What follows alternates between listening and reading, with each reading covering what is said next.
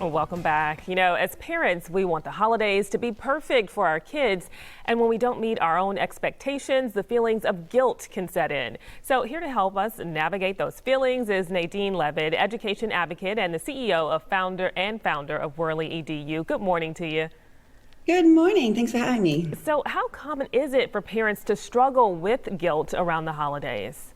Oh, it's so common. Just our brains are programmed to sort of recognize patterns, and then we're conditioned to act accordingly. And so the issue with parenting is that we get so many of these models of like what we should and shouldn't be doing, and they run really deep, generations deep, right? And the holidays also have a lot of these examples of what we should and shouldn't be doing, and those that come from sort of traditions, from things that we grew up with, from the movies and things like that. So these patterns, when there's enough of them, they are really hard to ignore, and we start to accept them as expectations, and often they're not attainable expectations. Yeah, I mean, do parents often feel like they need to keep up with each other?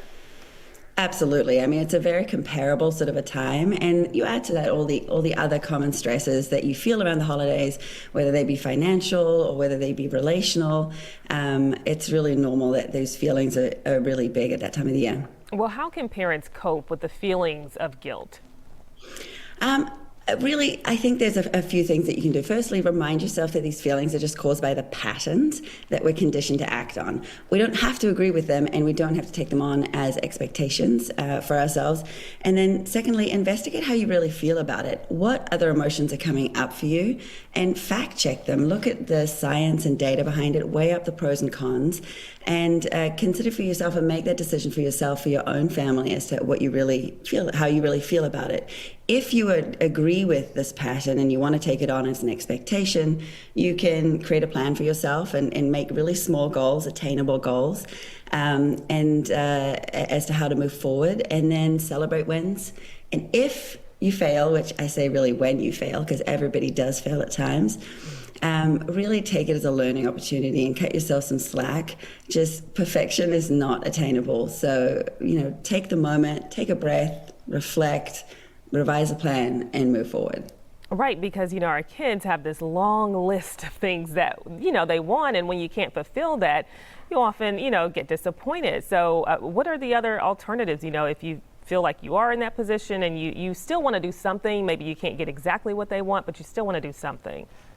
Yeah, I think it's more about unpacking what emotions are really driving that guilt, and what's also driving the motivation. So often, guilt doesn't come by itself; it comes with all these other emotions, and it might be loneliness, it might be sadness that you didn't get something, or it might be resentment a little bit. But I think with gifts, for example, look at what the intention is behind why somebody wants a gift. And who's putting that expectation on? Is it really a child, or is it you as the parent? And so I think when you unpack it like that and look at the motivations that's driving the pattern, then that's a much more helpful sort of solution. So if somebody wants a particular toy and it's very, very expensive, then maybe you can look at what other options are available that get you closer to that toy.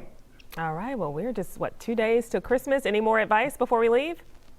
No, I think it's really just take the time to reflect on what Christmas, what you want the holidays to mean for you and your family, and take a moment to really just harness the power of just that one single or two little things that mean the most to you for the holidays, and then forget about all the other stuff. Cut yourself some slack. Yes. All right. Great advice, Nadine. Thank you so much for joining us. We appreciate it. Hope you have happy holidays this year.